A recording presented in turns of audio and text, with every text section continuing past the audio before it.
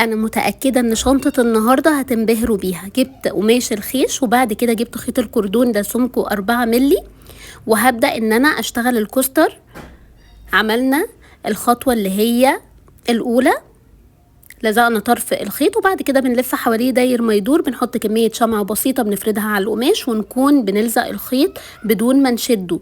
خدوا بالكم من نقطة الشد دي بتقوس معانا الكوستر وبتخليه يقلب على شكل طبق. هنا خلصت الكوستر كله مقاس 30 سنتي، وبعد كده بقى جبت خيط الخيش النص ملي وهبدأ ألفه على الاسطمبة دي عشان أعمل كمية مرة واحدة، وبعد كده بمسك طرفين وببدأ أربطهم بالشكل ده أو بعمل الغرزة اللي هي ألف ب في المكرمية.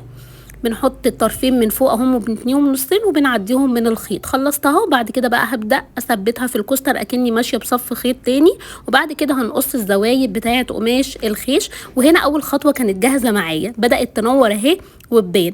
بعد كده بقى هتجيبي اي باسكت عندك مقاس 10 سنتي القطر، اي منظم او اي باسكت، وهنغلفه برده بقماش الخيش وهنلزق الطرف اليمين على الطرف الشمال، وشغلنا كله هيكون على القماش. احنا ما بنشتغلش على الباسكت، هنعمل قطعتين من المنظم اللي انا هعمله ده. هبدأ ألف خيط الخيش كل خطوة ماشياها أنا بثبت بشمع، ما ينفعش نلف على الهوا لأن احنا بعد كده طلعناها من الباسكت، وثبتهم في الجنب اليمين والجنب الشمال وتحفة تحفة أبهرتني. طلعت كوبي بيست بجد منها ومن غير مكن. انتظروا بقى الجزء التاني هنشوف هنركب الإيد ازاي.